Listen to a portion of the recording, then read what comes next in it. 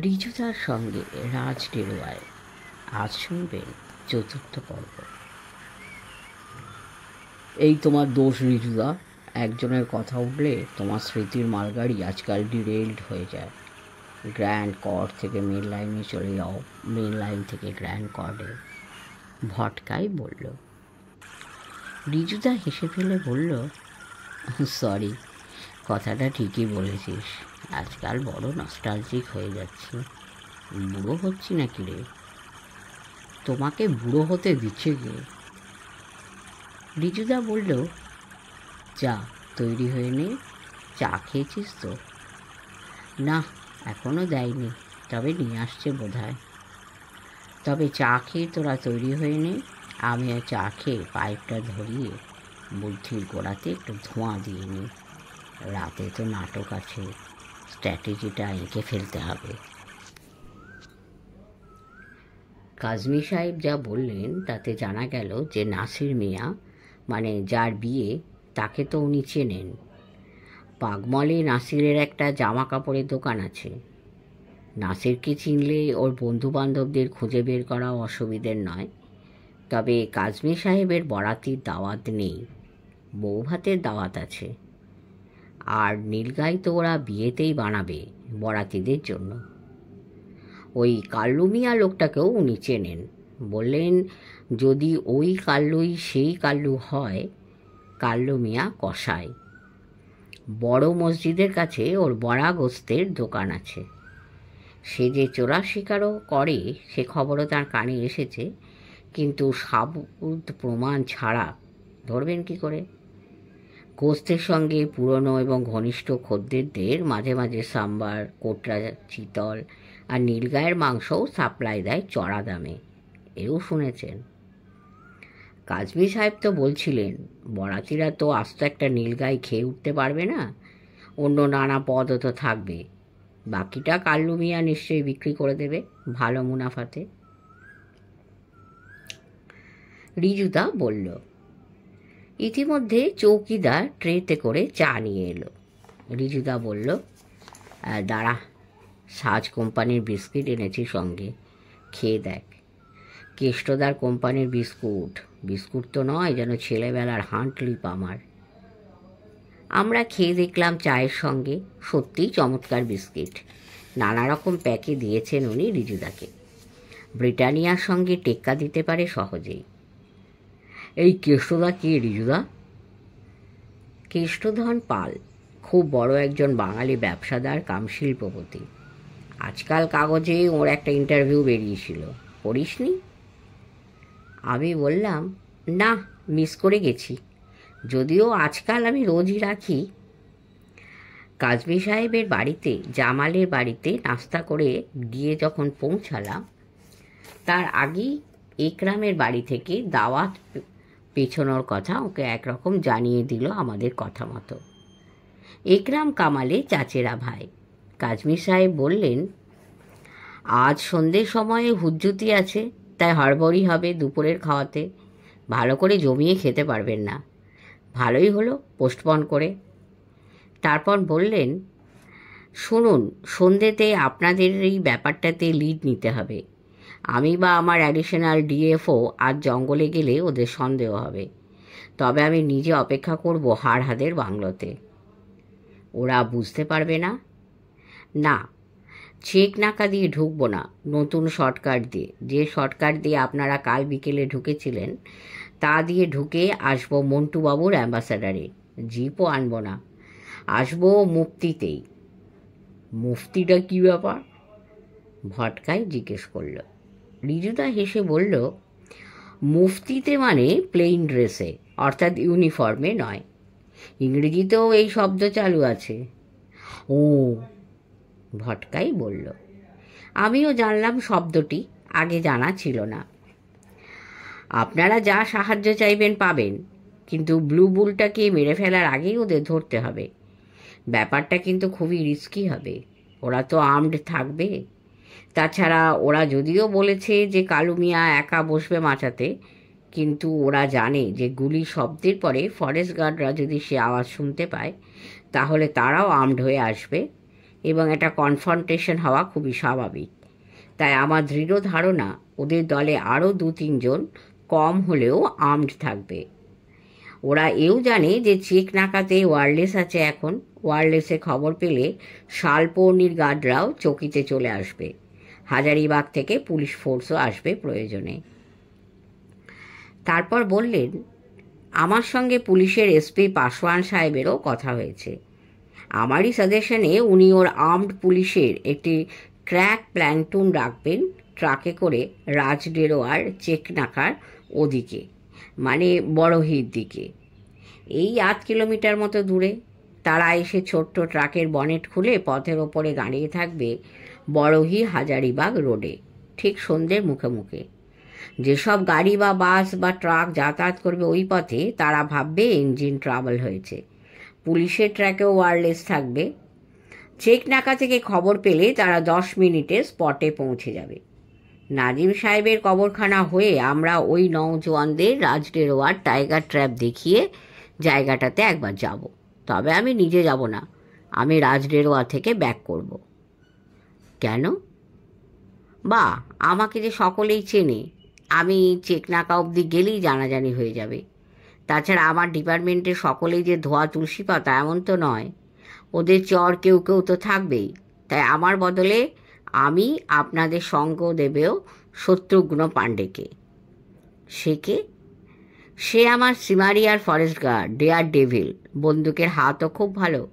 Forest গার্ডদের তো শটগানই দেয়, রাইফেলও দেয় 315 বোরের, তবে ও বন্দুকেই সড়গড়। ও 3-4 বার প্রচারদের ধরেওছে। ওর ওপরে গুলিও চলেছে 2 বার। একবার তো বুকে গুলি লেগেছিল, তবে গানশট এবং দূর থেকে মারা। এলজির দানা লেগেছিল বাঁদিকের বুকে, একেবারে হার্টের ওপরে, তবে পেনিট্রেট করতে পারেনি বলে হাসপাতালে কয়েকদিন থেকে ছাড়া পেয়েছিল। ও 2 বার গ্যালেন্ট্রি অ্যাওয়ার্ডও পেয়েছিল। রিজুদা বলল, আমরা তো সিভিলিয়ান, আমরা যে তাদের এখতিয়ারে ঢুকে এইসব কাণ্ডমাণ্ড করব তাতে পুলিশের আপত্তি হবে না। তাছাড়া যদি আমাদের গুলিতে প্রচারদের কেউ মরে অথবা আহত হয়, অথবা প্রচারদের গুলিতে আমাদের কেউ, তাহলে নানা রকম আইনি গোলমালও তো হবেই। তার কি করা যাবে? সেসবও ভেবে নিয়েছি আমরা, এবং পাসওয়ান সাহেবের সঙ্গে আলোচনা করে নিয়েছি। আপনাদের গুলিতে প্রচারদের কেউ মারা গেলে তার দায়িত্ব পুলিশের। এসপি সাহেব নিজে নেবেন। বলা হবে পুলিশের গুলিতে মারা গেছে। আর প্রচারদের গুলিতে আপনাদের কেউ মরলে বা আহত হলেও তো পুলিশ কেস হবেই। তাই আপনাদের বন্ড সই করে নিতে হবে। তবে রিজুবাবু একাই কিন্তু ইনভলভড হবেন। উনি বন্ড দিলেই হবে, খোকাবাবুদের নিতে হবে না, যেতেও হবে না। আমার কান গরম হয়ে লাল হয়ে গেল। ভটকায় দেখলাম ওর জগিং শুর মধ্যে ডান পায়ের বুড়ো আঙুলটাকে ঘন ঘন আন্দোলিত করছে। রিজুদা চকিতে আমাদের মুখে একবার দেখে নিয়েই গলা খাঁকড়ে বলল, কাজমি সাহেব, আপনি বোধহয় জানেন না যে এই রুদ্র আর ভটকায় ছেলে মানুষ হতে পারে। এরা আমার সঙ্গে দেশের বহু রাজ্য ছাড়া আফ্রিকার সেরেঙ্গিটি প্লেইনস, গুগনো গুম্বারের দেশে, রুয়াহা নদীর উপত্যকা রুয়াহাতে, আফ্রিকা ও ভারতের মধ্যে ভারত মহাসাগরের সেসেল দ্বীপপুঞ্জেও গেছে। কখনো ম্যান ইটার বাঘের মোকাবিলা করতে, কোথাও বিদেশি জলদস্যুদের অভ্যন্তরীণ বিরোধের ইতি টানতে। গোয়েন্দাগিরি করতেও গেছে নানা জায়গাতে। ইনফ্যাক্ট একবার তামিলনাড়ু ও কর্ণাটকের মুখ্যমন্ত্রীরা যুগ্মভাবে কল্লেগালে বীরাপ্পানকে ধরার জন্য বিশেষ আমন্ত্রণ জানিয়েছিল আমাকে, এবং তখনও এদের আমার সঙ্গে যাওয়ার কথা ছিল। পরে অবশ্য এই 2 সরকার তাদের নিজ নিজ রাজ্যের পুলিশ ও আমলারা অপদস্থ হবেন এই অজুহাতে সেই আমন্ত্রণ ফিরিয়ে নেন। আমি খুবই অবাক হয়েছিলাম। আমার এই 2 ক্ষুদে সাগরেদ সব রকম আগ্নেয়াস্ত্রই চালাতে এবং বন ও বন্য প্রাণী এবং চোরা শিকারীদের মোকাবিলা করতে যথেষ্টই পারগ। আপনি যদি চান তবে আমার এই 2 অ্যাসিস্ট্যান্টের মস্তিষ্কে আপনার ডিপার্টমেন্ট এবং পুলিশ ডিপার্টমেন্টের জওয়ানদের ট্রেনিংয়ের কাজেও লাগাতে পারেন। কাজমি সাহেব খুবই বিব্রত হলেন। রিজুদার গলাতে হয়তো একটু উষ্মাও লেগে থাকবে। তিনি কাজমি সাহেব কিছুমাত্র বলার আগে রিজুদা বলল, আপনার এই হাড়হাদের কাল্লু মিয়াদের শিক্ষা দেওয়াটা এদের কাছে এতই সামান্য ব্যাপার যে এদের দুজনেরও একসঙ্গে যাবার দরকার হবে না। বন্ড শুধু একজনই সই করবে, ওয়ান ইজ এনাফ। বন্ডগুলো পাসওয়ান সাহেব আমাকে আজ ভোরেই পাঠিয়ে দিয়েছেন সিল্ড কভারে। তাহলে বোস সাহেব, আপনারা তিনজনেই সই করে দিন, যাতে আমি বেরোবার আগে কারাওকে দিয়ে এসপি সাহেবের কাছে পাঠিয়ে দিতে পারি। রিজুদা বললামই তো কাজমি সাহেব যে ওদের জন্য একজনই সই করবে, কিন্তু সমস্যা হচ্ছে কি বা আগে প্রাণ করিবেক দান। আমারও ভটকায়ের মুখ দেখে ওদের যেন তাই মনে হচ্ছিল। রিজুদা অধুনা ভারতের আমলাতন্ত্রে চালু হয়ে যাওয়া টপকানো খেলায়, যাকে ভটকায়ের হামদু বড় বলে সুপারস্টিশন, তাতে সামিল না হয়ে বলল, রুদ্রই করুক সই। ভটকায়ের চেয়ে অভিজ্ঞতাও বেশি, মাথাও অনেক ঠান্ডা। আমি মনে মনে বললাম, হাতি ঘোড়া গেল তল, মশা বলে কত জল, কে কাল্লু মিয়া, ফু। আমি এরপরে ভটকায়ের দিকে তাকিয়ে ওর অপ্রতিভতাকে আর মিচিমিচি বাড়ালাম এই জন্য যে ছেলেবেলা থেকেই যোগ্য প্রতিপক্ষর কাছে হার স্বীকার করে নেওয়াটাকে ধাতস্থ করে নিতে পারলে জীবনে যথাসময়ে নিজেও যোগ্য বলে বিবেচিত হওয়া যায়। এই হার মেনে নেওয়াটা সহবতের মধ্যেই পড়ে। রিজুদাই একদিন বলেছিল, বুঝলি রে, শিক্ষা শুধু বইয়েই থাকে না, প্রতিদিনের জীবনেও থাকে। চলতে চলতে যে সেই সব শিক্ষার টুকরো টাকরা লক্ষ্য করে চলার পথে দুদিক থেকে নিজের ঝুলিতে তুলে নিতে পারে, সেই মানুষই পরে শিক্ষিত বলে পরিচিত হয়। কিছুক্ষণ নীরবতার পর কাজমি সাহেব বন্ডের কাগজটি এগিয়ে দিলেন। বললেন, স্ট্যাম্প শৈশাবুদ সব ডিসি সাহেব করিয়ে দেবেন।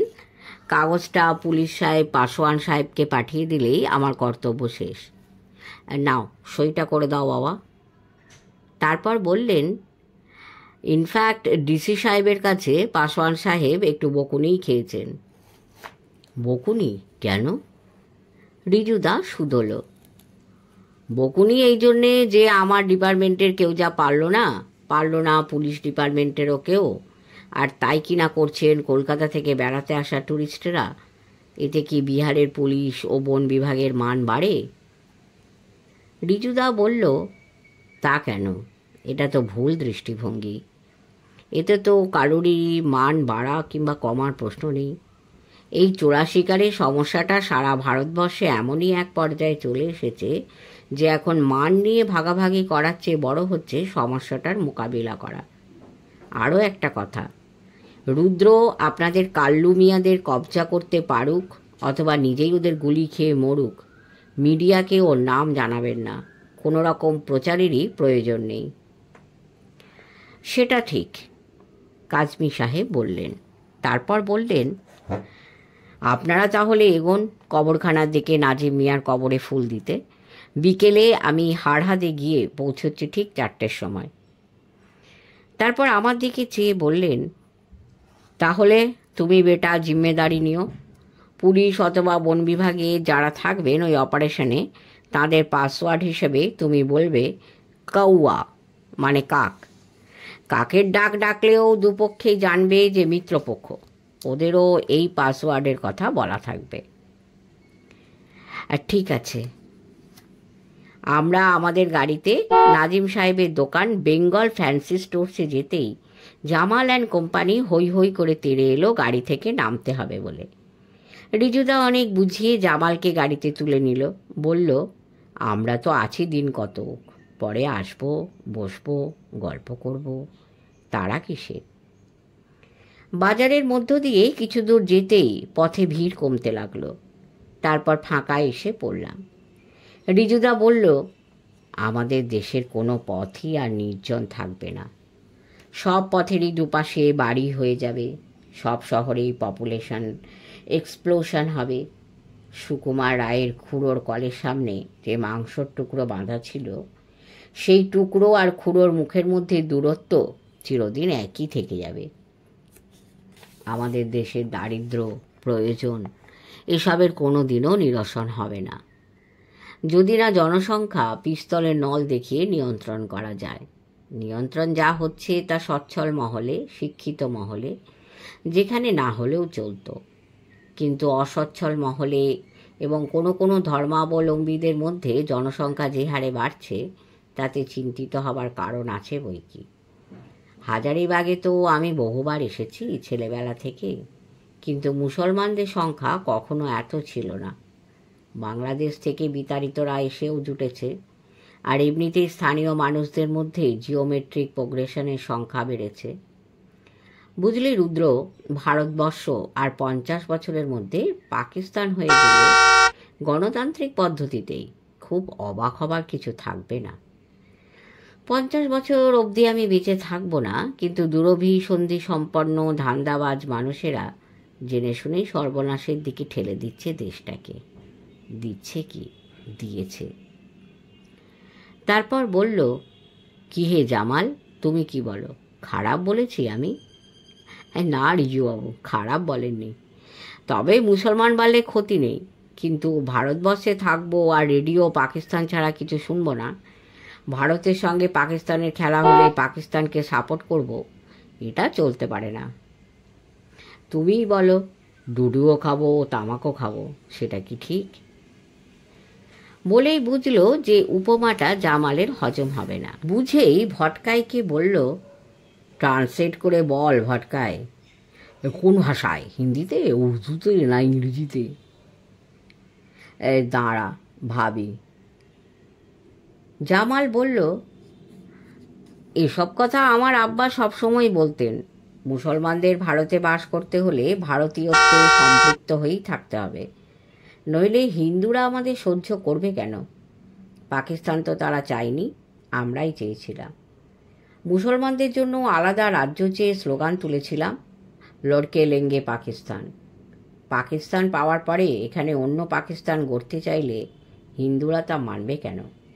তারা কি ডরপোক কাপুরুষ? তারা কি নির্বোধ? এই পথটা কোন দিকে গেছে? আমার এইসব ধর্ম তত্ত্বের কচকচানি ভালো লাগছিল না।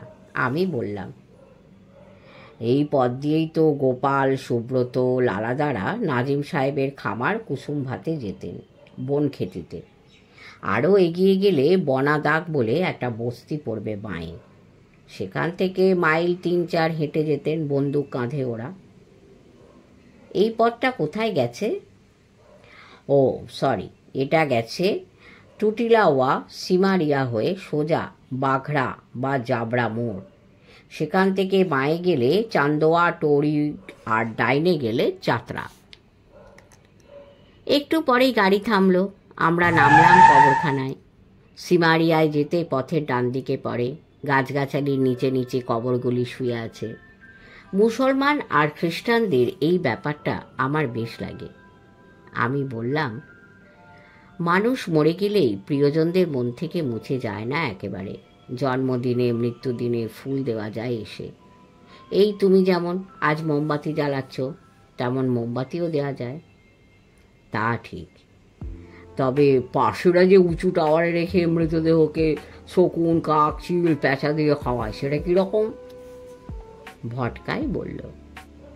রিজুদা বলল, পার্সিরা সূর্যের উপাসক, ওদের প্রাণ ছেড়ে যাওয়া শরীরও যাতে নষ্ট না হয়, পাখিদের আহার হয় যাতে, সেজন্যই অমন করে। প্রত্যেক ধর্মেরই আলাদা আলাদা আদর্শ থাকে, সবই ভালো। আমরা বলি আত্মার মৃত্যু নেই, শরীরের আছে। আত্মার মুক্তি আমাদের প্রার্থনার। বলেই বলল, ওই দেখ পাথরের ফলকটা। আমরা দেখলাম একটা বড় শ্বেত পাথরের ফলকে লেখা আছে লালা, গোপাল, সুব্রত এবং ভূতর নাম, নাজিম সাহেবের স্মৃতিতে। যে নাজিম সাহেবের সঙ্গে এই অঞ্চলের নানা বনে পাহাড়ে তাদের বড় সুখের দিন কেটেছে, তাঁরই স্মৃতিতে। কবরে মোমবাতি জ্বালিয়ে ফুল রেখে আমরা কিছুক্ষণ চুপ করে দাঁড়িয়ে থেকে আবার ফিরে এলাম। তারপর গাড়িতে বসে জামালকে তার দোকানে নামিয়ে দিয়ে আবার রাজডেরোয়ার দিকে ফিরে চললাম। গাড়িটা ছেড়ে দিতেই রিজুদা হেসে বলল, কাণ্ডও করতো বটে নাজিম সাহেব। কি? সুব্রতকে ডাকতো সুরবত বাবু বলে। কেন? কে জানে, দাঁত ভেঙে যেত বোধহয় উচ্চারণ করতে। রিজুদা বলল, এই দেখ হাজারিবাগ ক্লাব, জেঠুমনির সঙ্গে এসে একবার ছিলাম এখানে। আর ওই পুলিশ ট্রেনিং কলেজ পুরনো, নতুন একটা হয়েছে বিরাট বগদরের পথে। ভটকাই বলল, যত পুলিশ ট্রেনিং কলেজ হচ্ছে তত আইন কানুন লাটে উঠছে। যা বলেছিস, আমি বললাম।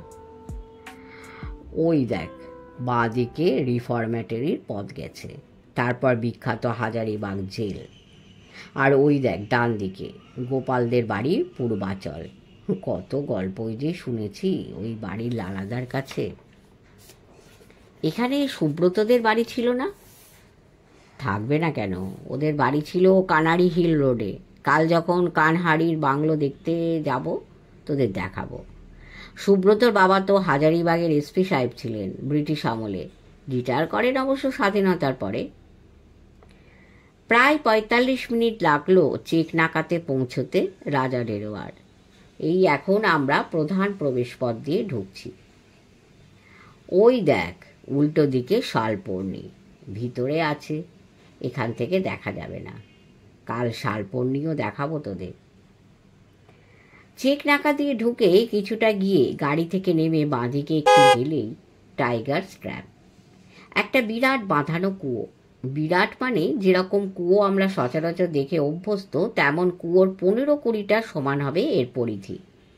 সেই শুকনো কুয়োর নিচ থেকে একটা সুড়ঙ্গ উঠে এসেছে কিছুটা দূরের জমিতে।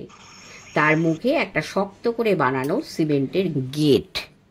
সেই গেটের মুখে মোটা মোটা লোহার গারদ দেওয়া খুব শক্ত লোহার ফ্রেমের খাঁচা। সেই কুয়োর ওপরে হালকা কাঠকুটোর এবং পাতা টাতার আচ্ছাদন দিয়ে কুয়োর এক প্রান্তে একটা গরু কিংবা পাঁঠা বেঁধে রাখা হতো। এমনভাবে তা রাখা হতো যাতে বাঘকে তাকে ধরতে হলে ওই কুয়োর ওপরের আচ্ছাদনের ওপর দিয়েই আসতে হবে, এবং তাই আসতে গিয়ে বাঘ কুয়োতে পড়ে প্রচণ্ড হাঁকাহাঁকি করত। সেই হাঁকাহাঁকি ২-৫ মাইল দূর থেকেও শোনা যেত। বাঘ বেচারি লাফিয়ে লাফিয়ে কুয়ো থেকে উঠে আসতে চাইতো এবং ধাঁই ধাঁই করে আছাড় খেত। কয়েকদিন খাবার এবং জল ছাড়া ওইভাবে তাকে কুয়োবন্দি রাখার পর সে যখন খুবই ক্ষুধার্ত ও তৃষ্ণার্ত হয়ে যেত, তখন সেই সুড়ঙ্গের ওপরের মুখে লোহার খাঁচার মুখে একটা পাঁঠা দিয়ে দেওয়া হতো। বাঘ সুড়ঙ্গ বেয়ে পাঁঠা ধরতে উঠে আসতেই খাঁচার দরজা বন্ধ করে দেওয়া হতো। তারপর বিরাট পালকি করে তাকে নিয়ে যাওয়া হতো। কোথায় তা আমি ঠিক জানি না। এমনও হতে পারে যে চিড়িয়াখানাতে বিক্রি করা হতো, বা অন্য কোনো রাজা মহারাজাকে বা ব্রিটিশ গভর্নর প্রমুখকে উপঢৌকন দেওয়া হতো, অথবা অন্য কোনো দিকে নিয়ে গিয়ে যেখানে বাঘ নেই বা কম সেখানে ছেড়ে দেওয়া হতো। এই ব্যাপার। ভটকাই বলল, কি এমন বাহাদুরি? বাহাদুরি না বলে রাজাউরি বল, রিজুদা বলল। তারপর বলল, কটা বাজে রুদ্র? আমি ঘড়ি দেখে বললাম, এ কি 10:30? ভটকাই বলল, ইল্লা গাই কয় টাইম ফ্লাইজ। রিজুদা বলল, ঠিক করলাম আজকে তোদের ন্যাশনাল পার্কের মধ্যে কটেজ, প্রধান বাংলো, ওয়াচ টাওয়ার এইসব না ঘুরিয়ে চল বিকেলের রঙ্গমঞ্চটায় ভালো করে পরীক্ষা করি। আমার মনটা ভালো লাগছে না। কাজী সাহেব নিজেও থাকছেন না, অবশ্য না থাকার সঙ্গত কারণ আছে। তার উপরে আমিও থাকছি না। রুদ্র একা, প্রতিপক্ষও ঘাঘু। তারা যে নিয়মিত চোরা শিকার করে তা তো বোঝাই যাচ্ছে, এবং কাজী সাহেবও তা জানেন। সবাই সব জানে, তবু পুলিশও ওদের ছেড়ে রেখেছে কেন এতদিন কে জানে। আরে জানলেই তো আর হলো না, সাবুত প্রমাণেরও তো দরকার। তাছাড়া শুনলি না কাল্লু মিয়া কি বলল কালকে? অপরাধ করলেই যদি জেলে যেতে হতো তবে তো হাজারিবাগ জেলে জায়গা হতো না। আমি বললাম, গত রাতে ওরা যেখানে টেম্পোটা ঘুরিয়েছিল সেইখানে জঙ্গলের মধ্যে বড় রাস্তা ছেড়ে হাড়হাত বাংলোর পথে সেই জায়গাটাকে আমরা আন্দাজ করে নেমে গেলাম। পাছে ড্রাইভার কিছু সন্দেহ করে, তাই রিজুদা তাকে বলল, আমরা হেঁটেই যাব বাকি পথটুকু জঙ্গলে বেড়াতে বেড়াতে। তুমি বরং গাড়ি ঘুরিয়ে নিয়ে ঝুমড়ি চালাইয়া চলে যাও। গিয়ে পোস্টমাস্টার বাবু অমল সেনগুপ্তকে বলে এসো যে আগামীকাল রবিবার উনি আমাদের সঙ্গে হাড়হাদেই খাবেন। তুমি গাড়ি নিয়ে গিয়ে ওকে নিয়ে আসবে, আবার বিকেল বিকেল পৌঁছে দিয়ে আসবে। উনি যেন মাছ টাছ কিছু না আনেন, আমরা ভোরে বড়হিতে গিয়ে নিজেরাই মাছ কিনে নিয়ে আসবো। ভটকাই বলল, এভাবে নিমন্ত্রণ করাটা কি ভদ্রতা হবে? 2 লাইন লিখে দিলে হতো না? ঠিক বলেছিস, রিজুদা বলল। তারপর বলল, দেখ তো রুদ্র, ভটকায় মাঝে মাঝে ঠিক হতো বলে, তুই ওর পেছনে লাগিস। রুদ্র, তুই তো আমাদের মধ্যে একমাত্র লিটারেটার, লিখে দে 2 কলম, তোর সইও থাকবে। অমলবাবুর স্ত্রী আবার তোর রিজুদা কাহিনীর খুবই ভক্ত। হিপ পকেট থেকে পার্স বের করে তার মধ্যে থেকে কাগজ বের করে 2 ছত্রে নিমন্ত্রণ লিখে দিলাম অমলবাবুকে। শেষে লিখলাম, আশা চাই রিজুদা, আমার এবং ভটকায়ের পক্ষ থেকে। লেখা হয়ে গেলে কাগজটা ড্রাইভারকে দিয়ে বললাম, ঠিক আছে সাব, বলে সে চলে গেল। भटकाई बोलो, उनसे 2 लाइन लिखा कर लाना। क्या लिखाऊंगा?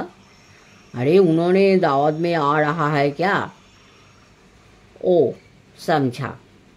গাড়িটা ঘুরিয়ে নিয়ে ড্রাইভার চলে গেলে আমি বললাম, কাটালে তো।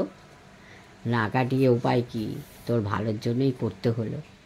এবারে কথা না বলে চল নামি এই পাকদণ্ডিতাতে। নেমে দেখলাম জায়গাটা বেশ ছায়াচ্ছন্ন এবং হাড়ার থেকে একটা শাখা বয়ে গেছে ওই দোলা মতো জায়গাটা দিয়ে। নীলগায়ের পায়ের দাগ তো আছেই, কোটরা, শুয়োর, সজারু এবং এটি চিতার পায়ের দাগও আছে নালার পাশে নরম বালিতে। যে লোকটা মাচান বানিয়েছে সে রাজডেরোয়ার মধ্যে জানোয়ারদের রাহান সাহানের খোঁজ রাখে।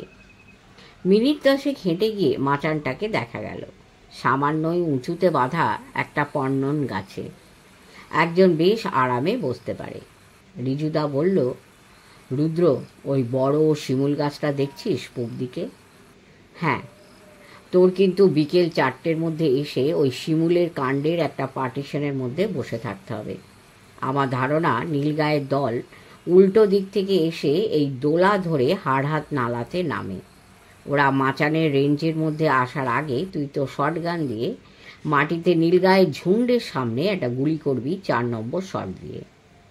4 নম্বর দিয়ে কেন? আরে এমন অ্যাঙ্গেলে গুলিটা করবি যাতে ছড়ার দানাগুলো ফরফরিয়ে অনেকখানি জায়গাতে শুকনো পাতা ও কাঠকুটোতে গিয়ে পড়ে। তাতে নীলগায়ের দলের মধ্যে ত্রাসটা অনেক বেশি ছড়াবে। তাতে কি হবে? তারা মাইরে মায় বলে অ্যাবাউট টার্ন করে যেদিক থেকে এসেছিল সেদিকেই দৌড়ে পালাবে। তোর গুলির আওয়াজে কাল্লু মিয়া ভাববে হয় অন্য চোরা শিকারি গুলি করেছে, নয় পুলিশ বা ফরেস্ট ডিপার্টমেন্টের লোক। শত্রুঘ্ন পাণ্ডেকে আমি ব্রিফ করে দেব, যাতে ও টেম্পো হোক কি ট্রাক জানিয়েই প্রচারদের দল হাড়হাদের পথে ঢুকে আসবে তাদের মোকাবেলা করবে। সেই ট্রাকে বা টেম্পোতে যদি কারো কাছে আর্মস থাকে, থাকতে তো পারেই, আর পারে বলেই তো কাজমি সাহেব শত্রুঘ্নকে আনিয়েছেন সিমারিয়া থেকে। আর্মস থাকলে দুপক্ষই গুলি চালাবে এবং ওদের ভেহিকেলের শব্দ শোনা মাত্রই তুই আরেকটা গুলি শূন্যে ছুড়ে তাদের দিকে এগিয়ে যাবি শত্রুঘ্নকে সাহায্য করার জন্যে। আর কাল্লু সিং? কাল্লু সিংয়ের ভার নেব আমি আর ভটকায়, হয়তো কাজমি সাহেবও। মানেটা বুঝলাম না। সব না বুঝলেও চলবে। প্রথমত তোর প্রথম গুলি এবং দ্বিতীয় গুলির আওয়াজ শুনে, এবং দ্বিতীয়ত ঘোড়ফারাসের ঝুন্ড ভাগলবা হওয়ায়, এবং তৃতীয়ত তোর বন্দুকের আওয়াজকে কাল্লু মিয়ার বন্দুকের আওয়াজ ভেবে ওরা ট্রাক নিয়ে এগিয়ে আসছে তা দেখে। দেখবে কি করে? আরে গাধা, হেডলাইটের আলো দেখবে না? ও হ্যাঁ, কিন্তু দেখো, শুধু দেখবেই নয়, গাড়িটা দাঁড়িয়ে যে গেল তাও বুঝতে পারবে এবং গুলিগোলার আওয়াজও পেতে পারে। তখন কাল্লু সিং বিপদের আশঙ্কা করে হয় ওদের দিকে দৌড়ে যাবে, যদি উদার হৃদয় এবং সত্যিই সাহসী হয়। যদি তা না হয় তবে চাচা আপন প্রাণ বাঁচা বলে উল্টো পানে দৌড়বে হাড়হাদের দিকে, যাতে নদীটা পেরিয়ে নতুন রাস্তা দিয়ে বাড়ি হাজারিবাগ রোডে যে কোনো একটা জায়গাতে এসে উঠতে পারে। আর উঠতে পারলে তো ট্রাক, বাস, ট্রেকার কিছুরই অভাব নেই। তাহলে তো পালিয়েই যাবে, লাভ কী হবে? ভটকাই বলল, লাভ হবে রে ভটকায়, তোর লাভই সবচেয়ে বেশি হবে। আর কীরকম? তোকেই তখন ধরতে হবে কাল্লু মিয়াকে। আর তুই যদি ঠিকমতো ওকে কবজা করতে পারিস তো কম্ম ফতে। ওকে জেরা করেই কোতোয়ালির বড় দারোগা রামখিলান পাড়ে অন্য সকলের নাম, ওদের মোডাস অপারেন্ডি সব বের করে নেবে। তুই থাকবি ওই দোলার শেষে, আর আমরা থাকবো কাল আমরা পথের যেখানে ছিলাম তার একটু আগে সেই নন্দী ভৃঙ্গি পাথরগুলোর আড়ালে বসে। কাল্লু সিং যদি হাড়হাত বাংলোতে রাস্তা ধরেই পৌঁছতে যায় তবে আমরাই তাকে ধরব। আমরা মানে আমি আর কাজমি সাহেব। তোমাদের প্ল্যান আমার মাথায় ঢুকলো না। যখন রঙ্গমঞ্চে খেলোয়াড়েরা সব উপস্থিত হবে, একের পর এক অঙ্ক বদলাবে, তখনই তুই দেখবি তো অঙ্কের ফল সব ঠিকঠাক আসছে। আর যদি তুই একাই ধরতে পারিস কাল্লুকে আমাদের সাহায্য ছাড়া, তবে করলে গালে আমরা যখন বীরাপ্পানের সঙ্গে টক্কর দিতে যাব তখন তোর জায়গা আমার দলে পাক্কা। ওসব তো মুখেই বলো, করলে গালে তো যাবো বলে সেবারেও ন্যাড়া হয়ে টিকিওয়ালা তামিল ব্রাহ্মণও সেরেছিলাম, কিন্তু তুমি তো শেষকালে দিলে সব কেঁচিয়ে। সব কেঁচাইনি, কেমন মনে পুড়ে গেলি বল হত্যা রহস্যে কিনারা করতে, সে কি কম? আমার আদিক্ষেতা নাই, যাই পাই তাই ভালো।